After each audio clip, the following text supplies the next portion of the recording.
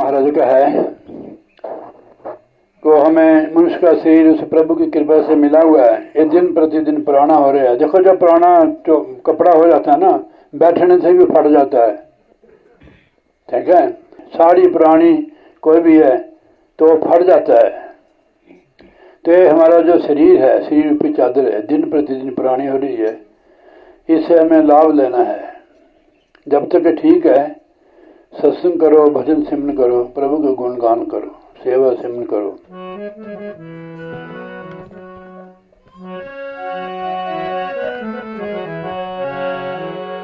चादर हो गई बहुत पुरानी, चादर हो गई बहुत पुरानी,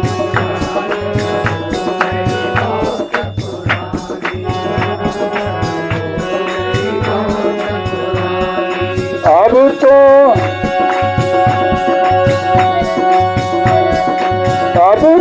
समझ मूर्ख अपमानी, चादर हो गई बहुत पुरानी, अब तो समझ मूर्ख अपमानी, चादर हो गई बहुत पुरानी। अजब जला है चादर भीनी,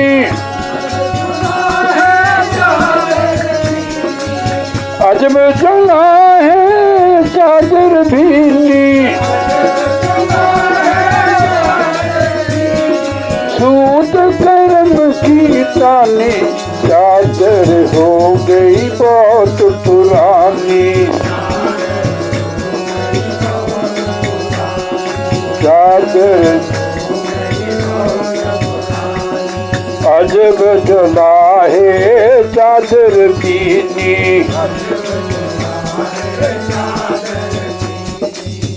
अजब जुलाहा कौन है? जो इस शरीर को देने वाला है, ये भी उसकी देन है। जैसे जुलाहा कपड़े को, तार को सीधी कर देता है, ताने पर लगाता है, उसको चादर बुनी जाती है। वो चादर हमारे को सर्दी से जाती है, जो उसको डालता कपड़ा, पहले कपड़े बुनते थे। हमारी माता बेबे हमारे स्कूल में जाने से उसके कपड़े निकर सीती थी। ये सूद कर्म की तानी, हमारे जो कर्म है उनके अनुसार ही हमें श्री रूपी चादर मिली है। चादर हो गई बहुत पुरानी,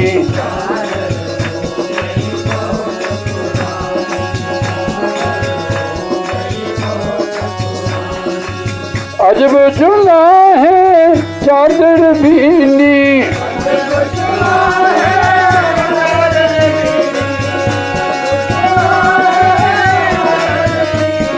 सूत कर्म की तानी, तो चादर हो गई बहुत पुरानी,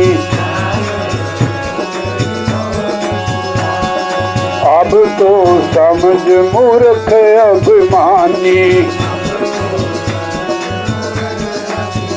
ये महाराज जी हमें सचेत कर रहे हैं कि अब तो समझा, अब तो बूढ़ा हो गया है, शरीर भी कमजोर हो गया है कपड़े की तरह, अब भी इसको निकाल दे, प्रभु की भक्ति कर।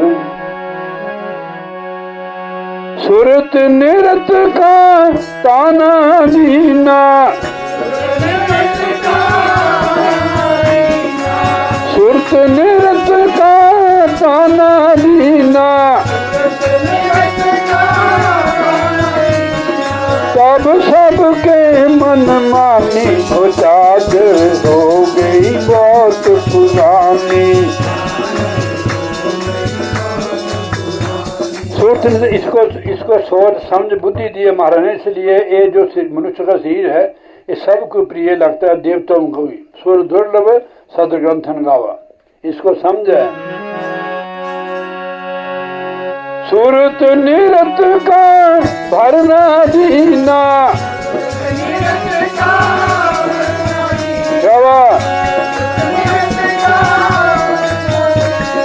तब सबके मन मानी, तो चादर हो गई बहुत पुरानी। अब तो समझ मूर्ख अभिमानी।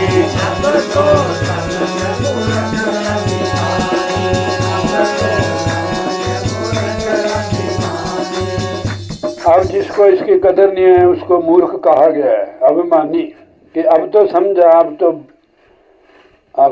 आखिर समय आ गया, वृद्धावस्था आ गई, अब तो समझा, अब तो प्रभु की भक्ति कर ले। मैले दाग पड़े पापन के, हाँ मेरे दाग पड़े पापन के, विषन में लपटानी को चादर हो गई बहुत पुरानी। ये मनुष्य का स्वरूपी जो जीवन है ये विषय प्रकारों के कीचड़ में मैली हो गई है। इसमें हमने कितने पाप किए। अब तेरे को समय अब तो समझा है। चादर हो गई बहुत पुरानी, अब तो समझ मूर्ख अभिमानी, अब तो समझ मूर्ख अभिमानी। चादर हो गई बहुत पुरानी, मैले दाग पड़े पापन के, मैले दाग पड़े पापन के, मैले दाग पड़े पापन के, मैले दाग पड़े पापन के। ममता में ठानी चादर हो गई बहुत पुरानी।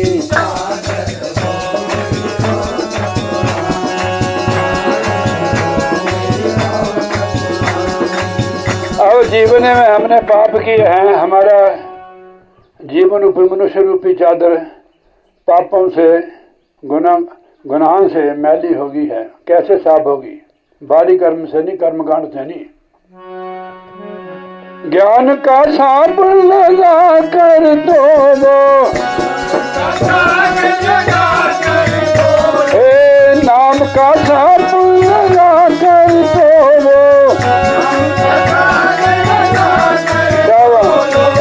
ज्ञान का साबुन लगा कर दो,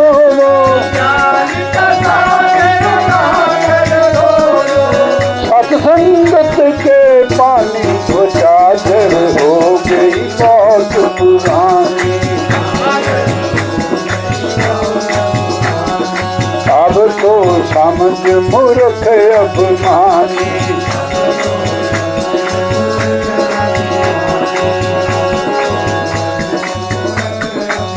मान लो कि मनुष्य जीवन रूपी चादर मैली होगी पापों से। इसका इलाज है, जैसे मैला कपड़ा हो जाता है साबुन पानी से उसको हम धो देते हैं, साफ सुथरा हो जाता है।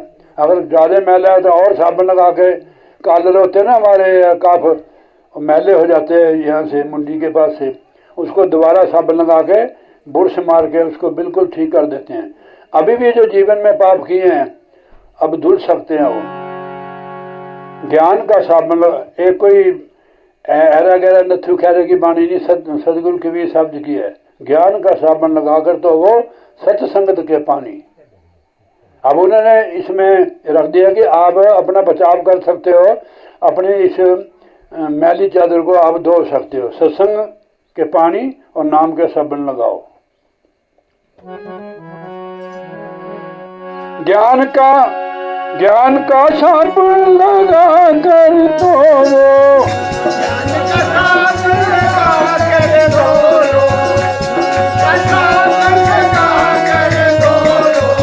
सत्संगत के पानी को चादर हो गई बहुत पुरानी।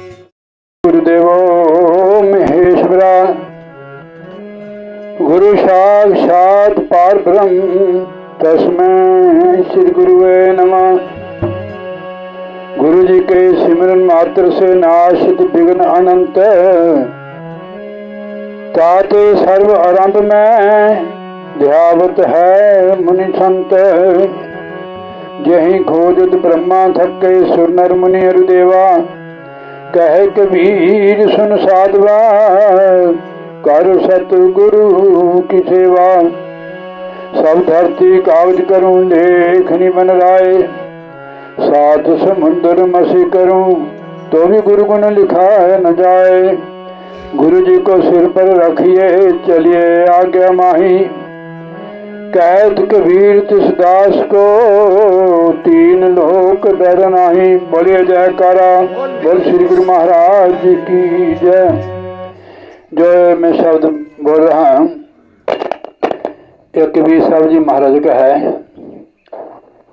तो हमें मनुष्य का शरीर उस प्रभु की कृपा से मिला हुआ है। ये दिन प्रतिदिन पुराना हो रहा है। देखो जब पुराना जो कपड़ा हो जाता है ना, बैठने से भी फट जाता है। ठीक है, वो पुरानी निकल होगी, बैठोगे फट जाओगे। साड़ी पुरानी कोई भी है तो फट जाता है।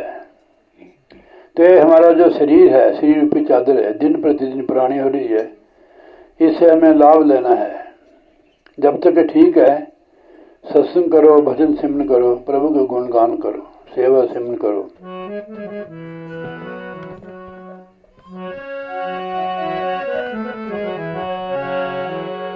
चादर हो गई बहुत पुरानी, चादर हो गई बहुत पुरानी।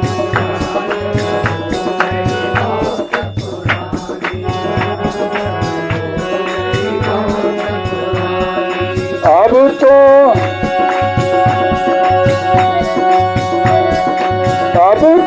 समझ मूर्ख अपमानी, चादर हो गई बहुत पुरानी।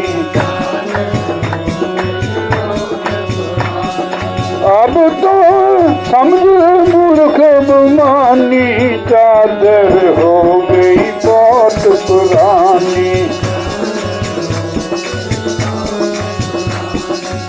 अजब चला है चादर भीनी,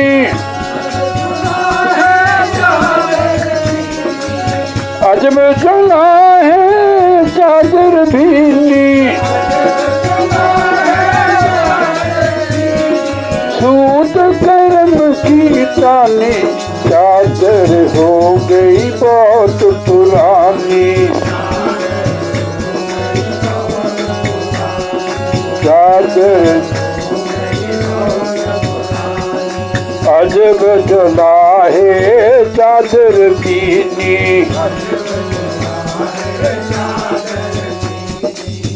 अजब जुलाहा कौन है? जो इस शरीर को देने वाला है, ये भी उसकी देन है। जैसे जुलाहा कपड़े को, तार को सीधी कर देता है, ताने पर लगाता है, उसको चादर बुनी जाती है। वो चादर हमारे को सर्दी से जाती है, जो उसको डालता कपड़ा, पहले कपड़ा बुनते थे।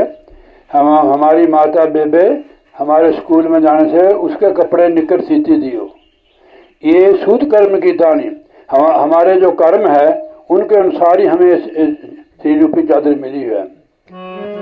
चादर हो गई बहुत पुरानी,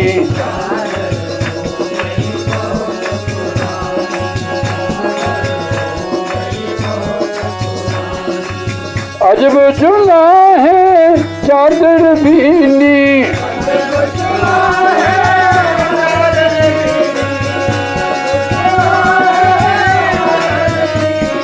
सूत कर्म की तानी, तो चादर हो गई बहुत पुरानी। अब तो समझ मूर्ख अभिमानी। ये महाराज जी हमें सचेत कर रहे हैं कि अब तो समझा, अब तो बूढ़ा हो गया है, शरीर भी कमजोर हो गया है कपड़े की तरह। अब भी इसको निकाल दे, प्रभु की भक्ति कर। सुरत निरत का ताना दीना, सुरत निरत का ताना दीना। अब सबके मन मानी वो चादर हो गई बहुत पुरानी। सोच इसको सोच समझ बुद्धि दी महाराज ने, इसलिए ये जो मनुष्य का शरीर है ये सबको प्रिय लगता है, देवताओं को भी। सुर दुर्लभ सदग्रंथन गावा, इसको समझे। सूरत निरत का भरना दीना,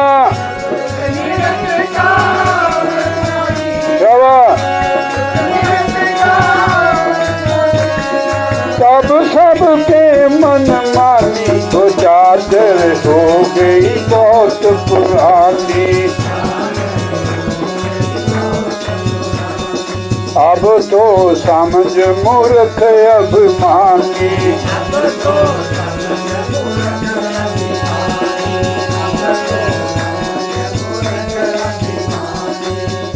अब जिसको इसकी कदर नहीं है उसको मूर्ख कहा गया है, अभिमानी। कि अब तो समझा, अब तो आखिर समय आ गया, वृद्धावस्था आ गई, अब तो समझा, अब तो प्रभु की भक्ति कर रहे हैं। मैले दाग पड़े पापन के, हाँ मैले दाग पड़े पापन के, विषन में लपटानी वो चादर हो गई बहुत पुरानी। ये मनुष्य का स्वरूप जो जीवन है ये विषय प्रकारों के कीचड़ में मैली हो गई है। इसमें हमने कितने पाप किए हैं। अब तेरे को समय अब तो समझा है। चादर हो गई बहुत पुरानी, अब तो समझ मूर्ख अभिमानी, अब तो समझ मूर्ख अभिमानी। तो चादर हो गई बहुत पुरानी, मैले दाग पड़े पापन के, मैले दाग पड़े पापन के, मैले दाग पड़े पापन के, मैले दाग पड़े पापन के। मोहब्बता में थानी चादर हो गई बहुत पुरानी।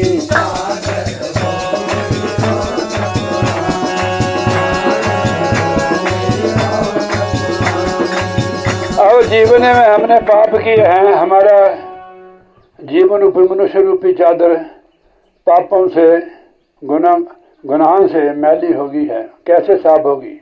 बारी कर्म से नहीं, कर्मकांड से नहीं। ज्ञान का साबुन लगा कर दो, हे नाम का साबुन लगा कर दो, ज्ञान का साबुन लगा कर दो,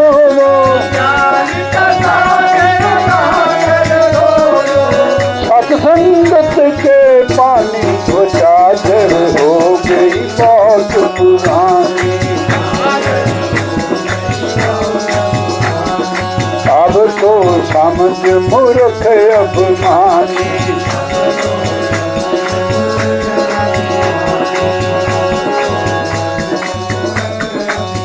मान लो कि मनुष्य जीवन रूपी चादर मैली होगी पापों से।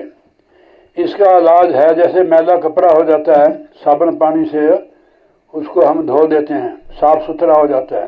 अगर ज़्यादा मैला है तो और साबुन लगा के, कालर होते हैं ना हमारे काफ, मैले हो जाते हैं यहाँ से मुंडी के पास से, उसको दोबारा साबुन लगा के बुरश मार के उसको बिल्कुल ठीक कर देते हैं।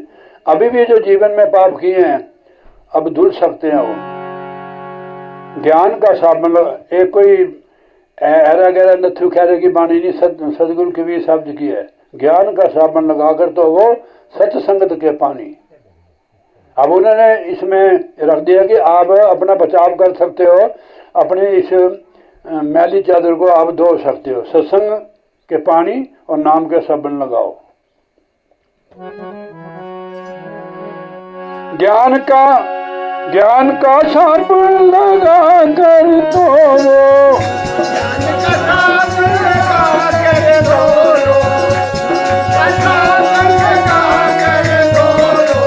सत्संगत के पानी को चादर हो गई बात पुरानी। अब तो समझ मूर्ख अभिमानी,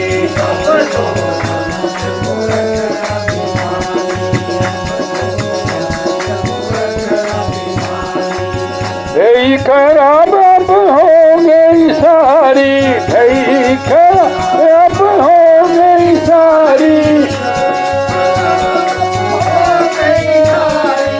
मोह ममता में सानी हो चादर हो गई बहुत पुरानी। अब तो समझ मूर्ख अभिमानी,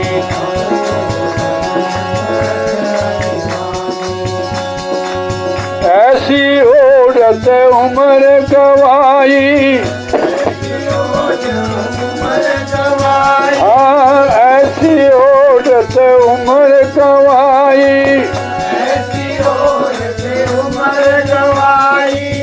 गंदी चादर लग गई, सारा जीवन गंदगी में बता दिया है। महाराज कहते हैं ऐसी औरत उम्र गवाई,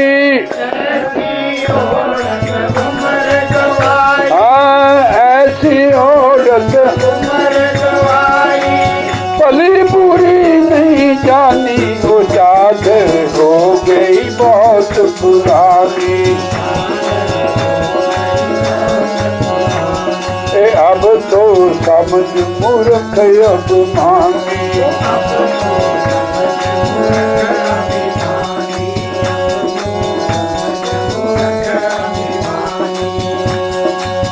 शंक मान जान जिए अपने, शंक मान जिए अपने,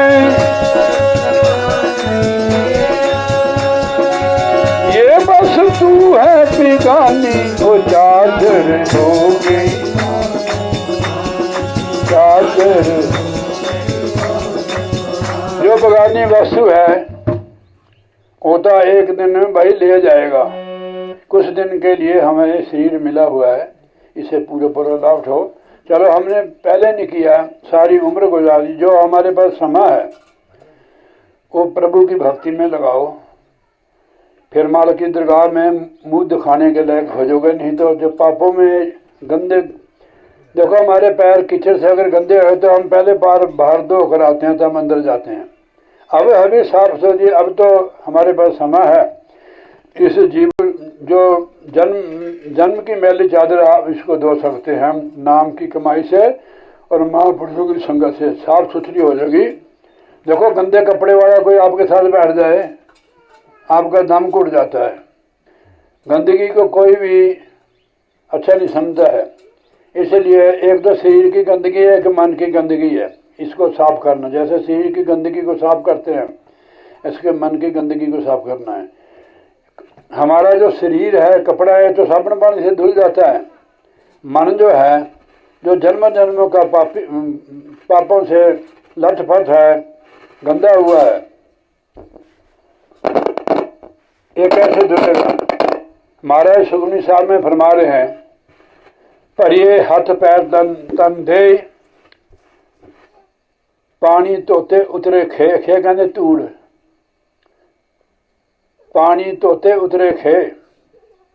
पानी से धोने से वो जो धूल है हमारे शरीर पर धुल जाती है।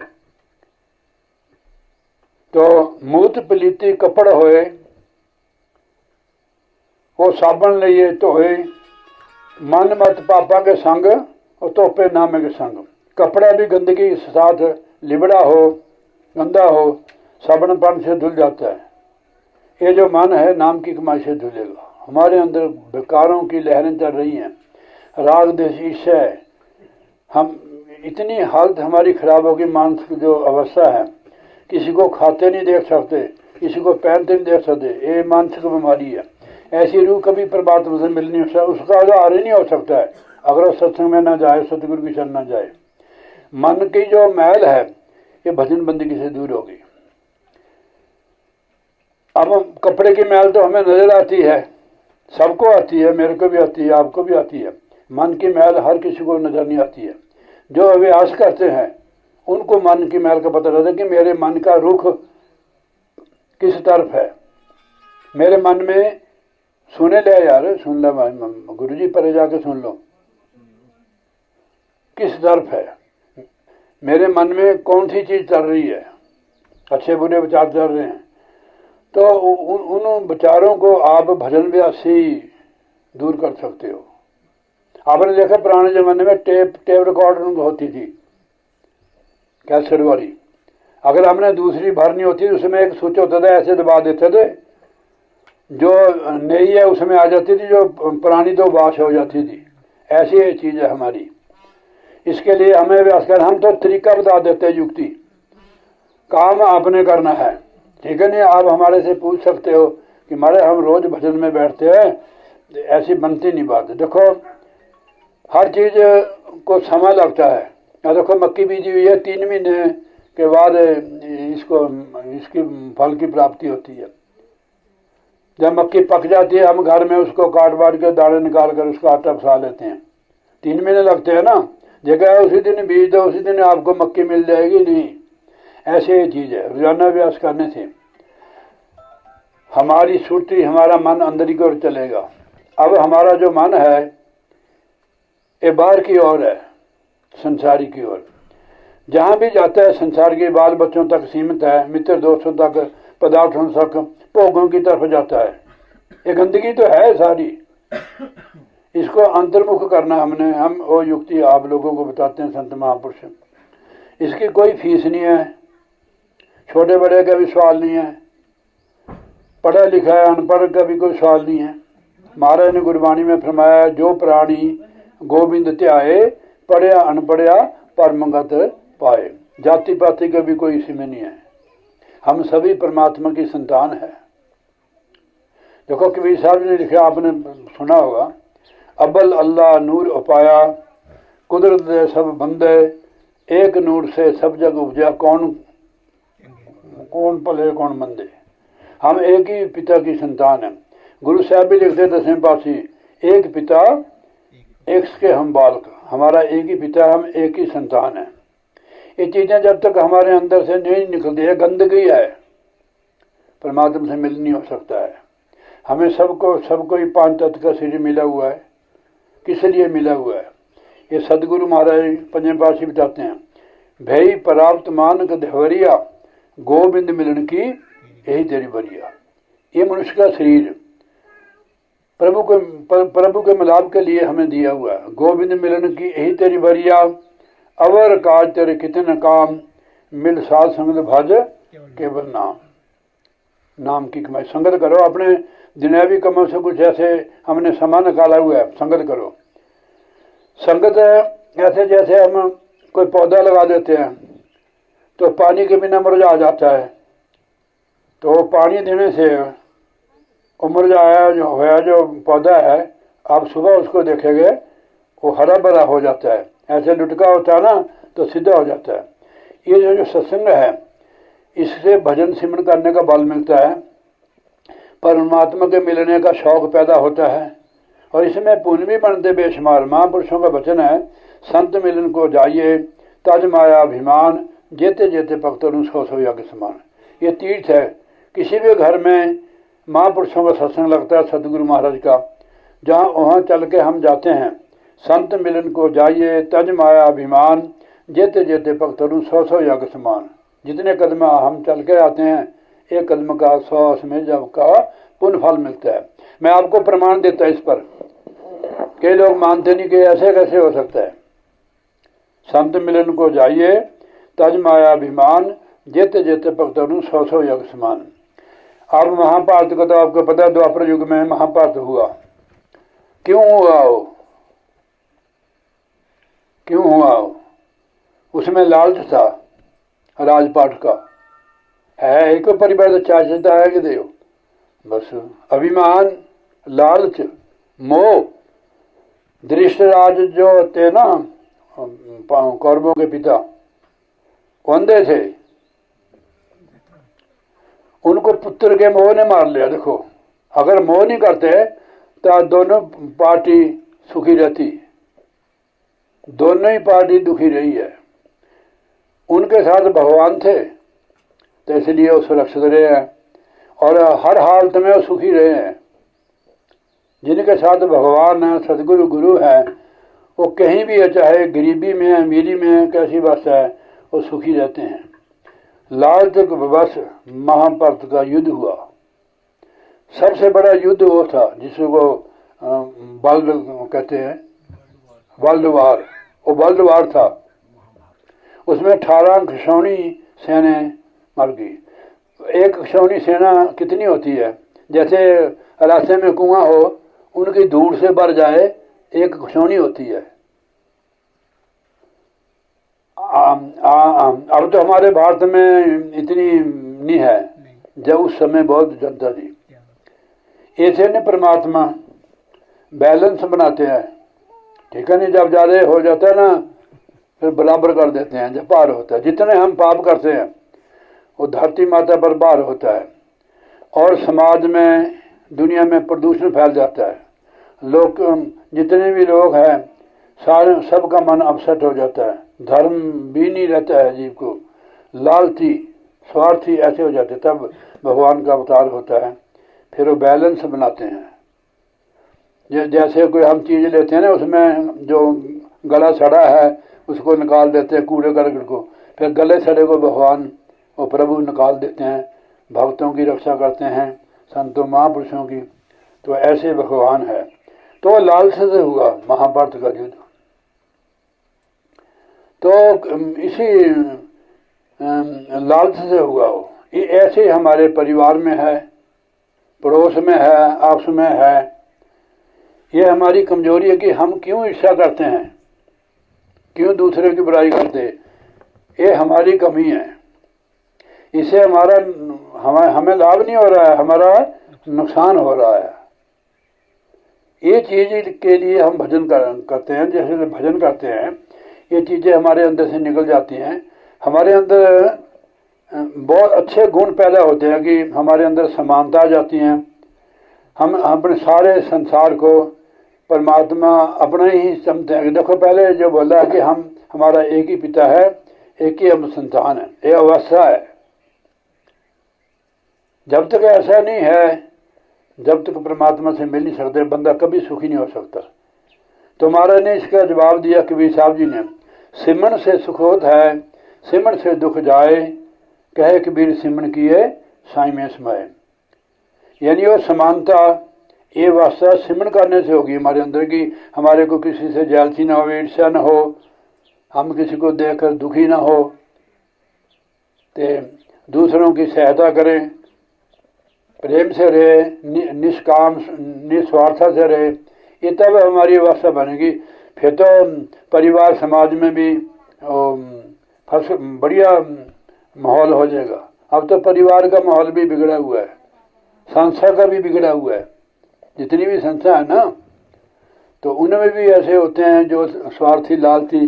तो आजकल तो आप देखते ही हो, एक दूसरे से संस्था घृणा कर रही है कि ये ठीक नहीं है, हम ठीक है। अब गुरु महाराज ने फैसला किया है, हम ठेकेदार थोड़ा, हम तो सेवादार है, गुरु महाराज के हुक्म से आए हैं। गुरबाणी में गुरु साहब ने, जीव जंत सब तुद उपाय, जित जित पाना तित तित लगाए। कि सच्चे पातशाह जीव जंतु मनुष्य सब आपने पैदा किए, देवता भी तूने पैदा किए हैं। जित जित पाना तित तित लगाए, जैसे आपकी मौज है वहां वहां उसको लगाया हुआ है, ठीक है नहीं। तो ये चीजें हमारे समझ में आ जाए तो समाज का भी कल्याण हो सकता है। जब हमारा नहीं हो तो हम दूसरे पे कैसे कर सकते हैं। इसके लिए घर नहीं छोड़ना है, तो आप कहीं भी जा सकते हो, आपको कोई मना नहीं है। परमात्मा सर्वत्र है, कोई जगह ऐसी नहीं जहाँ परमात्मा का वास नहीं है। तो आप उसको कहीं भी याद कर सकते हो, कहीं भी सजदा कर सकते हो। संसार में महाराज ब्रह्मानंद जी लिखते जग में जगह न कोई, ईश्वर जहाँ न होई। मंदिर में जाकर कर सकते, गुरुद्वारा में जाकर कर सकते, गिरजा में जाकर कर सकते, वो सर्वत्र है परमात्मा है, जहाँ जहाँ आपकी मौज है। फूलों में भी मैं हूँ। हर वनस्पति में, गीता पढ़ के देख लो आप, जितनी वनस्पतियाँ हैं उसमें मैं हूँ। पानी में मैं भी हूँ। गुरु साहब लिखते हैं जल थल में ही पूरे रवे बिच बना। जल में भी मैं, थल में मैं भी हूँ, सूरज में भी, चंद्र में भी, पृथ्वी सब में मैं, कण कण में हूँ।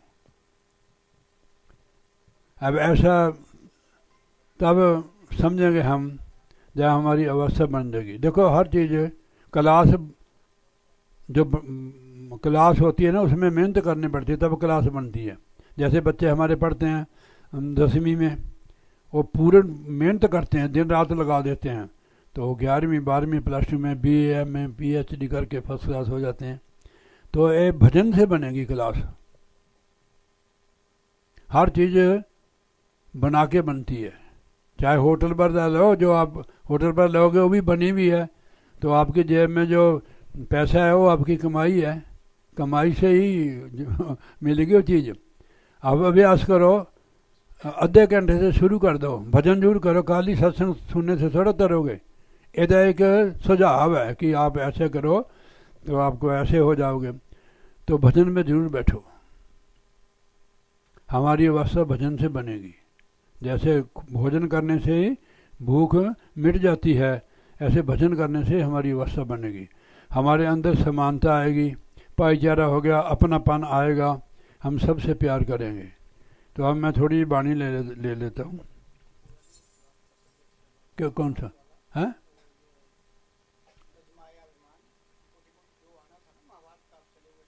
हाँ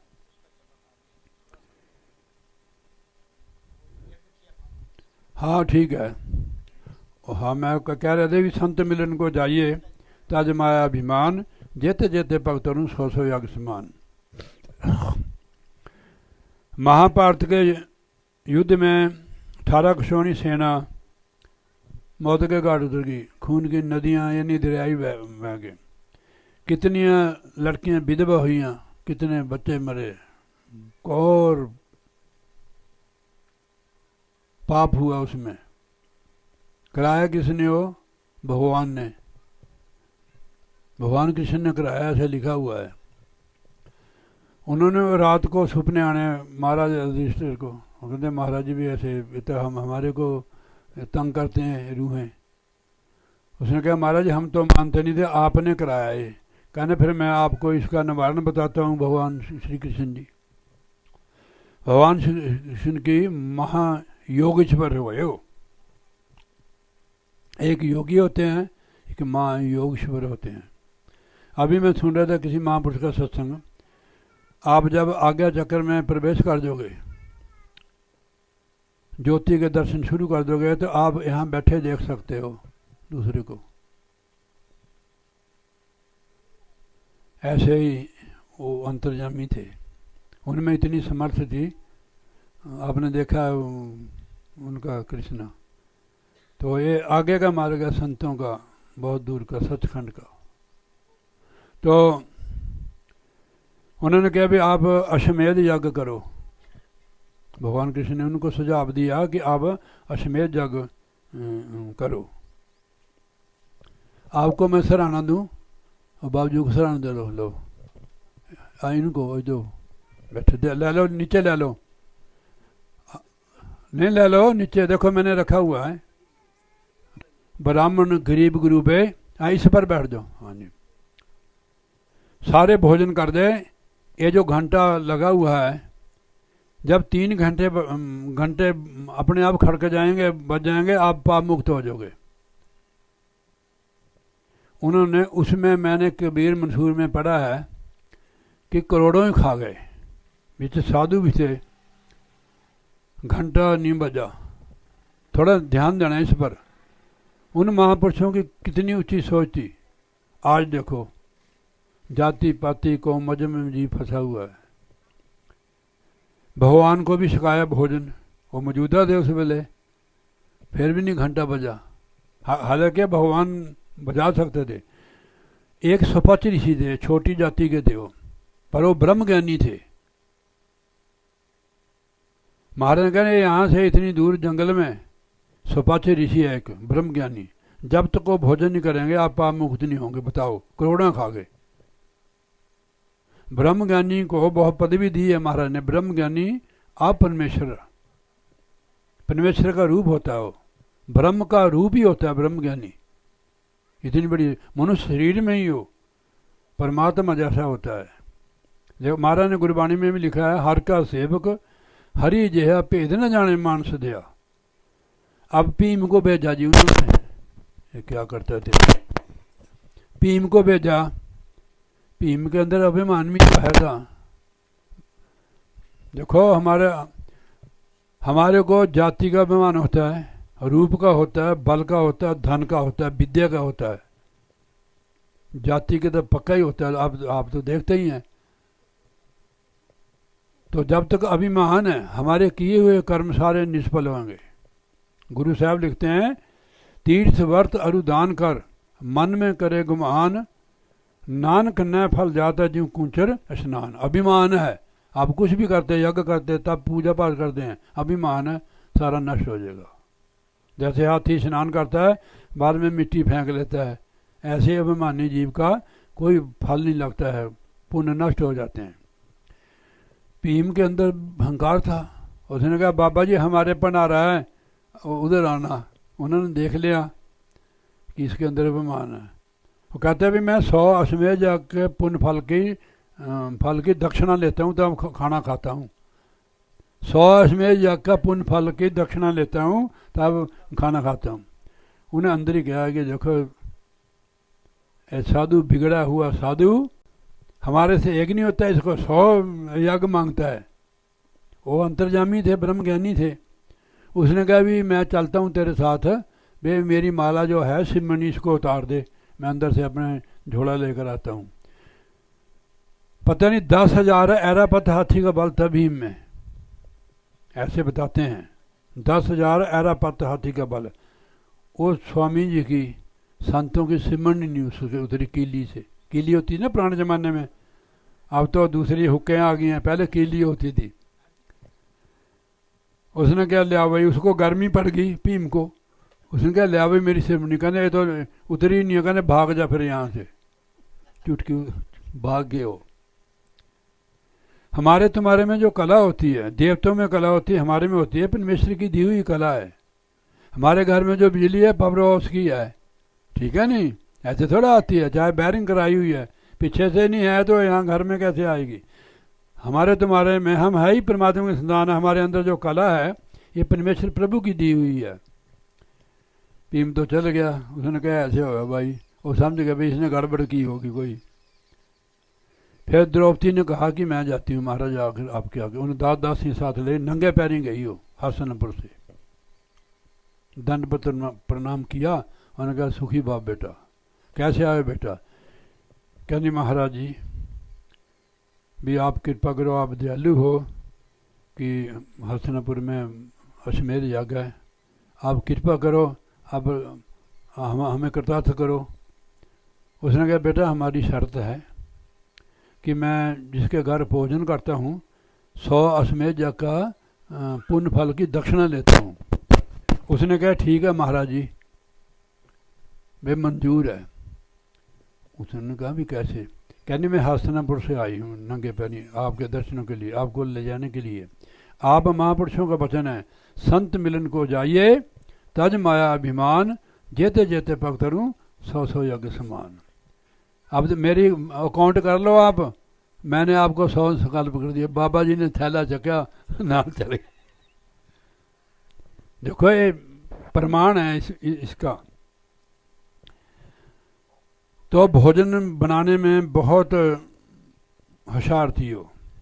उसको ब्रह्मा जी का वरदान भी था। भोजन बनाने में तो बहुत चतुर थी वो। 36 प्रकार के व्यंजन बनाए हुए थे, और उसका बनाया हुआ भोजन जब तक वो आप नहीं खाती थी जब तक समाप्त नहीं होता था।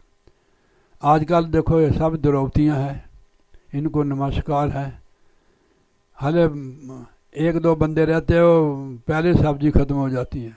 ऐसे बेसब्रे पैदा घर में उस पतीला खा जाते हैं, 20 रोटियाँ, पूरी सब्जी, पतीला खड़ कर टन टन बजता पतीला। क्योंकि भजन सिमरन ही हम करते हैं। कपड़े अच्छे पाते हो, अच्छा खाते हो, शॉपिंग भी करते हो बढ़िया बढ़िया कुनियार में जाकर, पर भजन नहीं करते हो तो बरकत कैसे होगी आपके घर में भाई।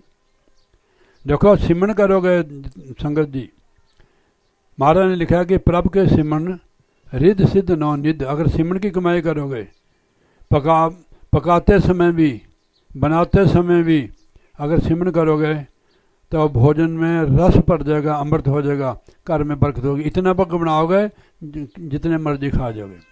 उनको बरकत थी हो। द्रौपदी कोई अहम थोड़ी थी, आद भवानी थी हो। कितनी तपस्या होगी उसकी, जिसके भोजन बनाने से जब तक कोई नहीं खाती थी, जब तक करोड़ों खा जाए।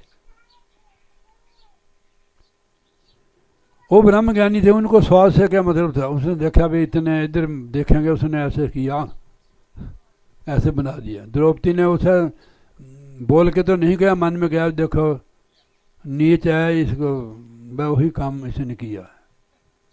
संता ने 1 ही घंटा बजा था, एक ही गिलाफ है पलायन कर गए। हाहाकार मच गया। भगवान के पास गए, उन्होंने कहा मारा ऐसे हो गए। कहने द्रौपदी तेरी गलती होगी। उसने कहा मनाओ उनको जाकर, और चरनी पड़ गई। फिर आया कि महाराज हमारी गलती हो गई है।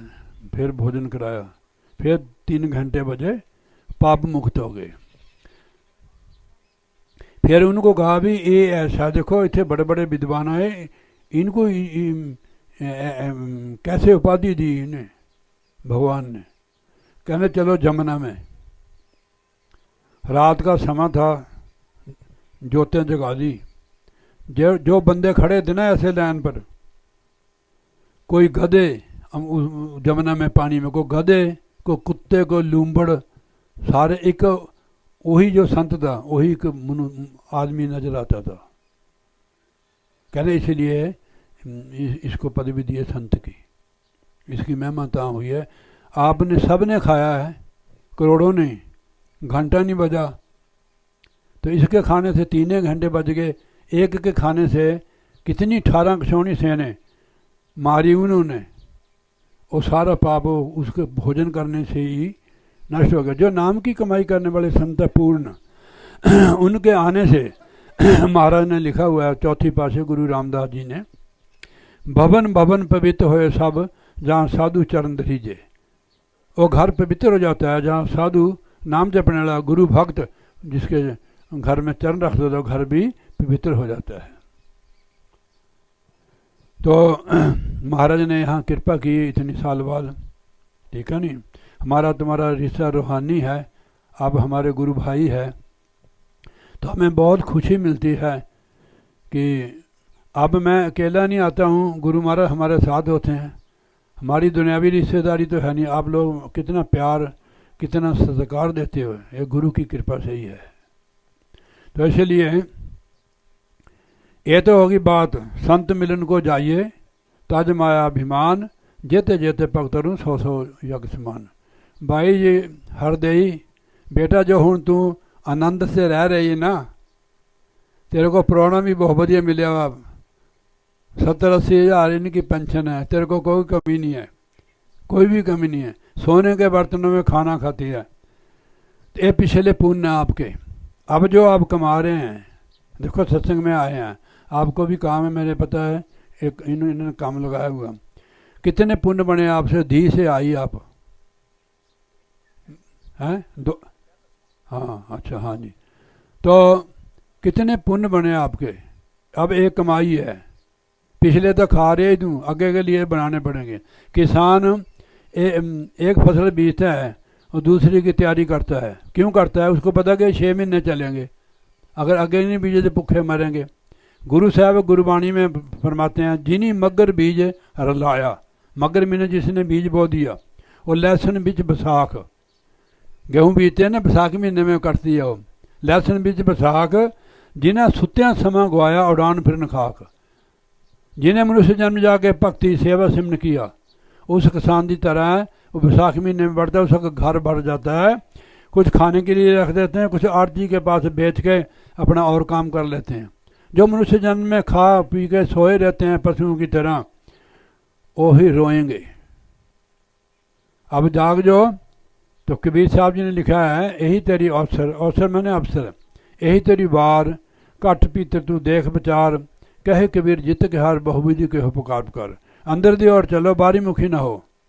अंदर का रास्ता संत बताते हैं, इसके लिए घर नहीं छोड़ना है। हम आपको युक्ति बता देंगे जो पूछेगा, और घर में कर सकते हैं आप। जो बाकी शेष जीवन हमारा वो पूरा सार्थक हो जाएगा। 4 दिन जीवन के है, अगर सतगुरु की शरण चल गया, समझ लो कि आपका बीमा हो गया, इंश्योरेंस हो गया, गुरु महाराज संभालेंगे आपको। तो इसलिए अब ये ऐसा तीर्थ है सत्संग, इन्होंने भी सुनाया है कि इसमें आने से करोड़ों पाप हमारे धुल जाते हैं। गोस्वामी जी महाराज श्री रामायण में लिखते हैं, एक घड़ी आदि घड़ी, आदि से पुन आद, तुलसी संगत साध की, कटे कोटि अपराध। करोड़ों अपराध कटे जाते हैं और इसमें ज्ञान होता है। गोस्वामी जी महाराज लिखते हैं श्री रामायण में, बिन सत्संग विवेक न होई, राम कृपा बिना सुलभ न सोई। ज्ञान तो बिना नर पशु के समान है। एक तो पशु होता है ना 4 टांगों वाला, 2 टांगों वाला पशु होता है। खाना पीना और सो जाना, ये तो कामों पशु से माना। ये पशुओं की श्रेणी है, खाना पीना और सो जाना, ये तो काम पशुओं से माना। ये पशुओं की क्लास श्रेणी है। खाना पीना है पर भजन नहीं करे तो पशु। ज्ञान ते बिना नर पशु समानी। देखो महाराज ने लिखा कबीर साहब जी ने, भजन बिना तेली को बैल भयो। भजन के बिना मनुष्य जन्म में भी जीव तेली के बैल जैसा है, मरने के बाद तेली का बैल बनेगा जो कोल्लू को चलता है। भजन बिना, देखो उन महापुरुषों ने कितनी ठोकर बात कही है और कितने परोपकारी है। हमारे लिए कहा कि पशु तो इस बात को नहीं समझ सकता है, मनुष्य ही समझ सकता है। भजन बिना तेली को बैल भयो, किन्हीं साधु की संगत नाद जन्म गयो, व्यर्थ जन्म गया। ब्रह्मानंद जी लिखते हैं, खाना पीना और सो जाना, ये तो काम है पशु समाना। क्यों देह है मनुष्य की धारी, सुनो सुनो बच्चन नर नारी, हरि भजन करो सुखकारी। प्रभु का भजन करो, उसके लिए आपको कोई टैक्स थोड़ा है। चलते फिरते भी करो, बैठे भी करो, लेटे भी करो, उठत बैठत सोबत आइए, मार्ग चलते हर रगाई। सत्संगी की महिमा आपको मैं सुनाता हूँ। नहीं, अभी वो मैंने लौंग डाल दिया। सत्संग की महिमा बहुत की है वेद शास्त्रों ने, संत महापुरुषों गुरुओं ने। एक बार ना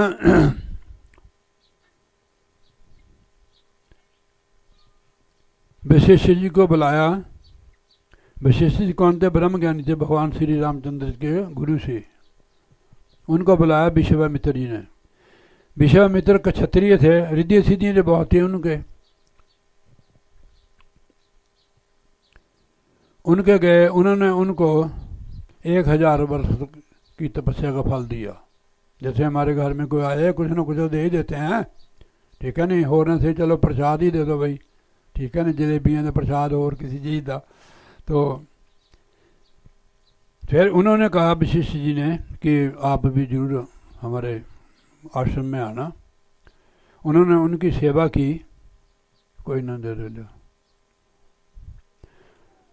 सेवा की उन्होंने। जाते समय कुछ न कुछ दक्षिणा तो देनी थी। उन्होंने 1 घड़ी के सत्संग का फल दे दिया उनको। वो तो नाराज हो गए, बड़े कड़क थे वो। उन्होंने कहा आपने मेरा अपमान किया, मैंने आपको 1000 वर्ष के तपस्या का फल दिया, आपने 1 घड़ी का सत्संग दिया। वो कहते हैं बहुत है।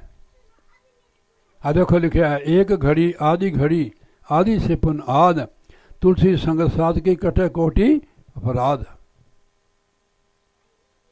झगड़ा हो गया जी उन्होंने। वो कहने सत्संग बड़ा है, वो कहने तप बड़ा है। अब त्रिलोकी में गए, भगवान जी के पास गए, ब्रह्मा जी के पास गए। उन्होंने कहा जी एक पास से हमने सच है तो सत्संग बड़ा है। वो भी तो जानते कि सत्संग बड़ा है। हर पुराणों में सत्संग की महिमा लिखी हुई है। उन्होंने भगवान शिव को गए, उन्होंने भी कहने जो भगवान विष्णु को गए, उन्होंने कहा मेरे शेषनाग को जाओ, वो आपको जवाब देगा। शेषनाग के पास गए, उन्होंने बहुत आदर सत्कार किया। उन्होंने कहा महाराज जी कैसे कृपा की? उन्होंने कहा भाई हमारा थोड़ा झगड़ा है भाई, आप इसको हमारे को भगवान ने भेजा है। उन्होंने कहा बताओ महाराज जी, कि ये कहते सत्संग बड़ा है, मैं कहता तप बड़ा है। उन्होंने कहा कि मैं फैसला तो कर देता हूँ, पर मेरे पूरे सिर धरती का बाहर है, आप कोई इसको संभालो। वही था तो वाला पहले विश्वामित्र जी कड़क दे, उन्होंने कहा मैं संभालूंगा भाई, आप तप लगाओ। उन्होंने 1000 वर्ष का 2000 का धरती नहीं खड़ी, पूरा ही लगा दिया उन्होंने तपस्या का फल, धरती फिर भी डामाडोल रही है। फिर आई बारी विशिष्ट जी महाराज की, उन्होंने कहा आप लगाओ। कहते कि मैं सच्चे दिल से अगर सत्संग किया है, मैं आध घड़ी का सत्संग का फल धरती माता को संकल्प करता हूँ। खड़ गई हो, फैसला हो गया। फिर भी नहीं उसकी तृप्ति हुई। वो जब आते थे ना, उनको ना ब्रह्म ऋषि नहीं कहते थे, वो आओ राज ऋषि, फिर और कड़क हो जाता था उसने क्या किया भी, ये तो मेरा अपमान करते हैं कि वो अपने आप को कहता है मैं ब्रह्म ऋषि, पर है नहीं थे, वो राज ऋषि थे। वो उनके 100 पुत्र मार दिए उन्होंने, विश्वामित्र ने। देखो 12 ही पुत्र मारने, 100 पुत्र। पर वो जो सच्चाई थी, वो कहते थे कि आओ ब्रह्म ऋषि ना राज ऋषि। वो कहते कि मेरे को ब्रह्म ऋषि क्यों नहीं, इसकी उपाधि क्यों नहीं, ये कहते। 100 पुत्र मार दिया उन्होंने, बिल्कुल रंज नहीं की। उन्होंने कहा शरीर ही काटा, इन्हें आत्मा को तो मार नहीं सकता है, क्योंकि ब्रह्म ज्ञानी थे। ब्रह्म ज्ञानी उनको आत्म ज्ञान होता है कि आत्मा को कोई मार नहीं सकता, ना जला सकता, आत्मा अमर है। ये तो मन और माया के बीच फंस के आके दुखी होती है, जैसे हम आत्मा ही तो हैं। एक दिन पूर्णमासी होता है ना, चंद्रमा बिल्कुल पूर्ण 16 कला होता है, पूर्ण कला होती है, बहुत प्रकाश होता है पूर्णमासी को। उनकी जो विशेष जी महाराज की पत्नी थी, उन्होंने कहा महाराज देखो पूर्णमासी का चंद्रमा कितना प्रकाश है। उन्हें कहा इधर प्रकाश कुछ भी नहीं है। उस दिन फिर वो मारने के लिए आया हुआ था, भाई आज इसको 100 पुत्र तो मार दे, भाई इसको मार दूंगा मैं। छुपा हुआ था वो पूर्णमासी वाले दिन आश्रम के साथ ही। उन्होंने कहा इसका प्रकाश नहीं है, जितना तेज विश्वामित्र का है इतना तेज इसका नहीं है।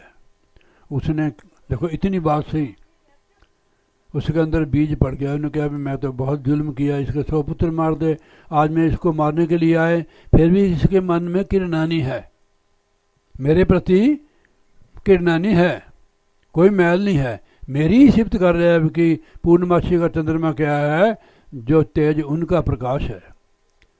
बस आगे सामने खड़ गए, अपने वो जो हथियार थे तीर बाण तलवार यहाँ रखती, चरण पकड़ ली उसके, अपने विश्व जी मारे गए। उन्होंने कहा उठो ब्रह्म ऋषि, देख लो उठो ब्रह्म ऋषि,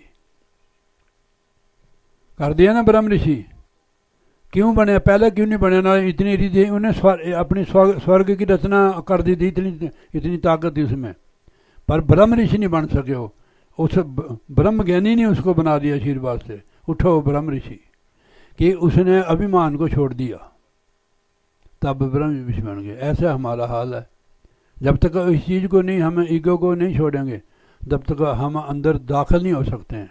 हालांकि हमारे अंदर परमात्मा है, हम अंदर जा नहीं सकते, बाहर ही घंटी बजाते हम, ठीक है नहीं। मैंने देखा है वहाँ आश्रम में भी टल्ली रखी हो, मैं तो नहीं करता काम, वो टल्ली बजाते हैं। मैं कहा तो आपकी टल्ली बज गई, अंदर बजती हमारे टल्ली अनाहत शब्द। हमें वो जो 3 घंटे आपको बताए थे, देखो 3 घंटे से वो सारे पाप मुक्त हो गए। वो हमारे अंदर घंटे का शब्द जब प्रकट होगा, हम पाप मुक्त जो भी किया है उस अनाहत शब्द के घंटे की बात सुनने से हम पाप मुक्त हो जाएंगे। उसका अध्यात्म पक्ष वो था। जब तक नहीं होंगे, चाहे आप 100 सत्संग सुनो, वो घंटा प्रकट करने पड़ेगा आपको। हमारे यहाँ ये मंदिर है भगवान का, ये भगवान ने आप बनाया है, बाकी मंदिर तो हम बनाते हैं, बना सकते हैं, आपको कोई मन नहीं, मूर्ति भी हम लाते हैं, ठीक है नहीं, कुछ नहीं कहती मूर्ति, जो हम केला रख के जाते हैं ना उस पर, वो तो खाते नहीं है, बांदर उठा लेता है। कोई बच्चा स्कूल को जाते हैं, मैंने देखा ना, कोई टूना टामन कर देते थे रास्ते में, स्कूल वाले बच्चे खा लेते थे उनको। कि खाएगा तो वही जो चेतन होगा, जड़ कैसे खाएगी भाई? थोड़ा समझना इस चीज को। महाराज ने आदमी को जिंदा राम कहा। देखो मैं आपको समझा कर कहता हूँ, जब कोई आत्मा निकल जाती शरीर में, फिर ये खा सकता है कोई? एक मुर्दे के मुंह में पानी पाओ, बाहर को आएगा वो।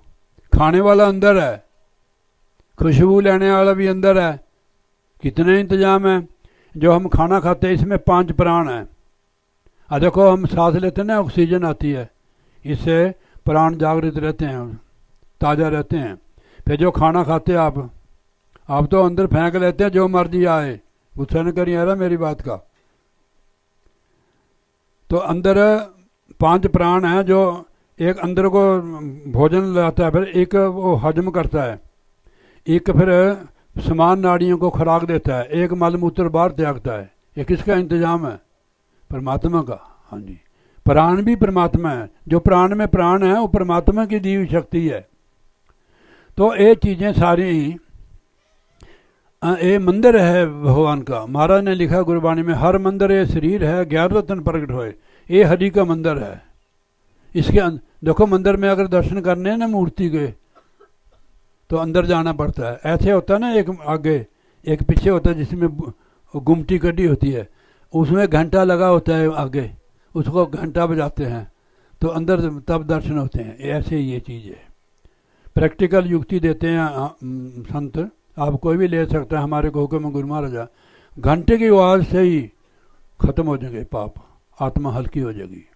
जो रुख हमारा संसार की तरफ है, उस घंटे की आवाज़ को सुनने के अंदर को रुख हो जाएगा। चाहे परिवार में रहो, चाहे घर बार छोड़ो। घर बार छोड़ के थोड़ा तरता बंदा, उस चीज़ अंदर जाने से होगा वो अवस्था बनेगी। अरे घर बार छोड़ देते, संसार का काम चल सकता है, ये काम हम घर में कर सकते हैं। पर युक्ति होनी चाहिए पूर्ण सदगुरु की। नानक सतगुरु पूरा भेटिया, पूरी होवे जुगत, हसदे खेलने परिवार च रहंदे होया होएगा मुक्त। ऐसी युक्ति है। सार शब्द का ही भेद देते हैं गुरु महाराज जी। आप अपने घर में परिवार में रहकर भी कर सकते हैं। युक्ति को कोई भी ले सकता है, बाद में सत्संग के बाद आरती के बाद कोई भी ले सकता है, इसमें कोई बंधन नहीं हैगा। खाना पीना ठीक करना अपना, बाकी कोई बंधन नहीं। आप कहीं भी जा सकते हैं, कहीं भी जा सकता है। अब कोई मना नहीं, सब जगह परमात्मा में वास है। वो अनेका रूपा जो बस रहा है। बाकी अपने हम उसको भगवान, सभी मूर्तियाँ भगवान की हैं। हम उसको कौन सी मूर्ति में पूजा करते हैं? तो महाराज, हमारे महाराज सुनाते थे, भाई आप जिसने भगवान के दर्शन आपको जो मूर्ति आपने अपने हृदय में पक्की करके रखी है, वो कहता है कि भाई तू कौन से रूप में दर्शन करेगा, उसमें आपको दर्शन है। इसलिए संत मत में गुरु मूर्ति के दर्शन किए जाते हैं। ध्यान मूलम गुरु मूर्ति, पूजा मूल गुरु पदम, मंत्र मूल गुरु वाक्यम, मोक्ष मूल गुरु कृपा। गुरु ग्रंथ साहब में भी लिखा हुआ है, गुरु की मूर्त मन में ध्यान, गुरु के शब्द मंत्र मन मान। तो गुरु मूर्ति का ध्यान करने से हमारे अंदर पौष्टिक ऊर्जा आएगी, जो अपनी तरफ खींचेगी। अब देखो, हम किसी अपने बच्चे को याद करते हैं, उसकी जो नेगेटिव पॉजिटिव ऊर्जा हमारे अंदर प्रवेश होगी, अपनी तरफ खींचेगी वो। वैसे हमारे अंदर खलबली मच जाएगी। भगवान गुरु की ध्यान करोगे तो उसकी तरफ खिंचाव होगा। तो इसलिए गुरु का ध्यान करो। गुरु का ध्यान कर प्यारे, इस विधि नहीं छूटना। मारा क्या, जब तक गुरु का ध्यान नहीं करेगा तू, गुरु का ध्यान कर प्यारे, इस विधि नहीं छूटना। तो आप गुरु महाराज का ध्यान करो। भजन में नहीं मन लगता है तो गुरु महाराज का ध्यान करो कि हमारे गुरु महाराज ऐसे हैं। आपको भजन बनने शुरू हो जाएगा, आपको सुकून मिलेगा। जो आपके अंदर तामस है वो भी शांत हो जाएगा। तो इसलिए आज मैं इतना सुनाता हूँ, एक शब्द बोल देते हैं, फिर आरती कर देते हैं। टाइम भी काफ़ी हो गया, इतने बैठ भी नहीं सकता कोई, ठीक है नहीं? हाँ,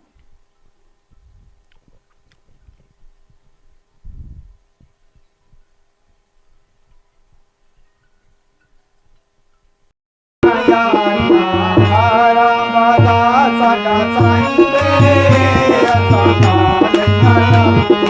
बाले बाला साडा साईं वे असां नाल आया नगली बाला साडा साईं वे असां नाल आया असां नाल आया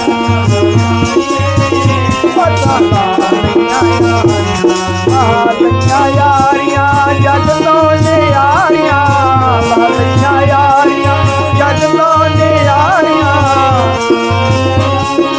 जग लोने यारियां बाले बाला साडा साईं वे असां नाल आया तेरे जिहा होर सोना कोई ना तेरे जिहा होर सोना कोई ना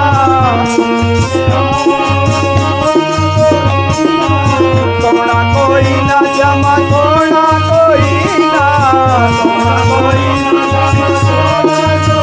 ना तेरे जिया होर सोना कोई ना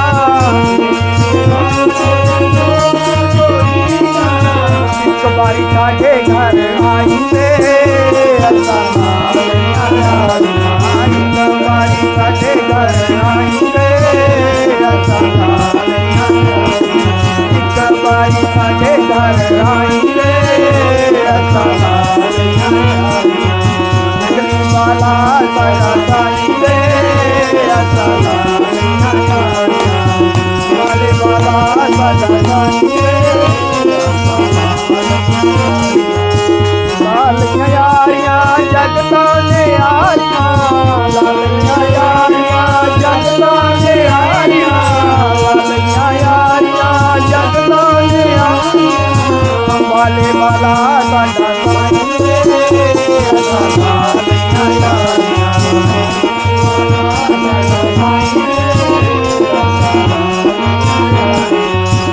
नदिया नाव पुरानी नदिया नाव पुरानी नाव पुरानी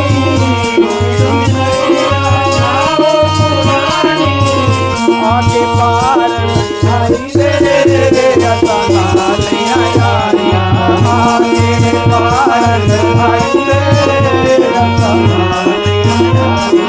नाल आया बाला साडा साईं वे असां नाल नगली बाला साडा साईं वे असां नाल बाले बाला साडा साईं वे असां लालियां यारियां जग लोने यारियां लालियां बाला साडा साईं वे असां नाल आया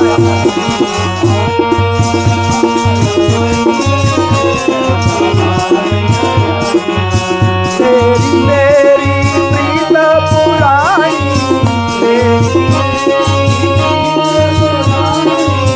तेरी मेरी प्रीत पुरानी प्रीत दी तन भाई वे असां नाल आया तन भाई वे असां नाल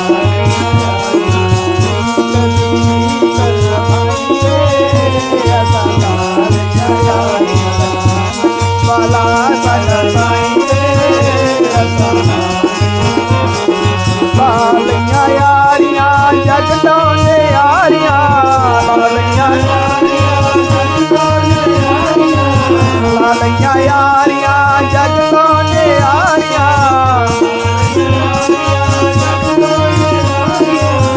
बाले बाला साडा साईं वे असां नाल आया बाले बाला साडा साईं वे असां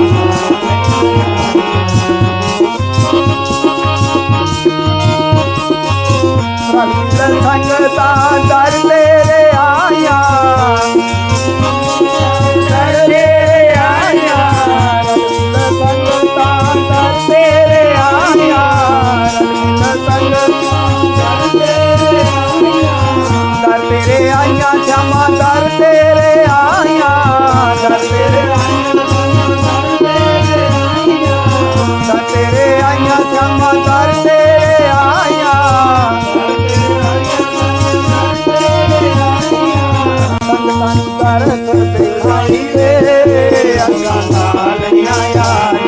मंगल पालू करन मति माई रे असहारी ओ धन वाला कट पाई रे